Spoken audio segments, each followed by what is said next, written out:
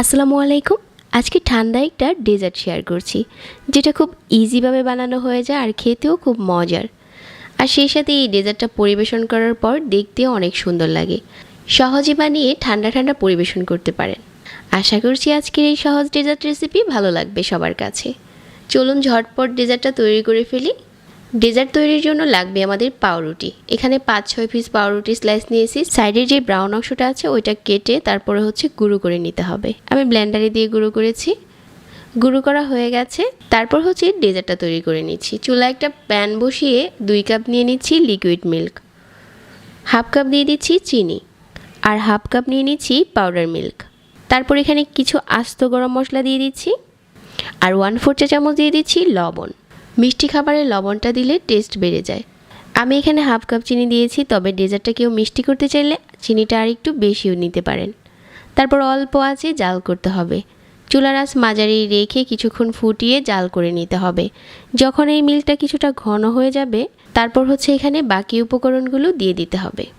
আর যে গরম মশলাগুলো দিয়েছিলাম এগুলো এখন উঠিয়ে নিতে হবে। তো এখন অল্প অল্প করে পাউরুটির গুঁড়োগুলো দিতে হবে, আর আরেক হাত দিয়ে মিশিয়ে নিতে হবে। আর এই সময় চুলার আঁচটাকে মাঝারি রাখতে হবে। খুব বেশি আঁচে মেশাতে গেলে কিন্তু এগুলো গুটি বেঁধে যাবে। অল্প আঁচে মিশিয়ে নিতে হবে আর অনবরত নেড়ে নিতে হবে। সবগুলো পাউরুটির গুঁড়া যখন মেশানো হয়ে যাবে, তারপর মিডিয়াম আঁচে আরও কিছুক্ষণ জাল করতে হবে, যাতে এই মিশ্রণটা পুরোপুরি ঘন হয়ে যায়। মিডিয়াম আঁচে বেশ কিছুক্ষণ জাল করে নিয়েছি, আর এখন এই মিশ্রণটা অনেকটাই ঘন হয়ে গেছে। তারপরে এখন চাইলে আপনারা বাদাম কুচি, কিশমিশ কুচি এগুলোও মেশাতে পারেন, আর ফ্রেশ কোরানো নারকেল দিয়ে দিতে পারেন। আমি এখানে ড্রাই কোকোনাট দিয়ে দিচ্ছি 1/4 কাপ। ফ্রেশ কোকোনাটটা দিলে খেতে আরও বেশি ভালো লাগবে। আবারও মিশিয়ে নিচ্ছি, আর এখন চুলাটাকে বন্ধ করে দিচ্ছি। এই মিশ্রণটা কিছুটা ঠান্ডা করে নিচ্ছি এখন। তারপর নিয়েছি এখানে একটা কাচের বাটি। এই মিশ্রণটা এখন বাটিতে ঢেলে নিচ্ছি, আর ডিপ ফ্রিজে রেখে ঠান্ডা করে নিচ্ছি 4 থেকে 5 ঘন্টার জন্য, যাতে খুব ভালো করে জমে যায়।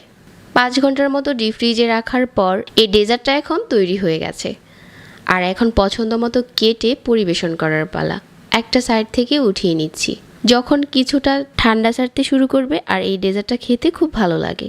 বাটিটা ডিপ ফ্রিজ থেকে বের করে তারপর পছন্দ মতো কেটে নিতে হবে। এই ডেজার্টটা ঠান্ডা ঠান্ডায় পরিবেশন করতে বেশি ভালো লাগে।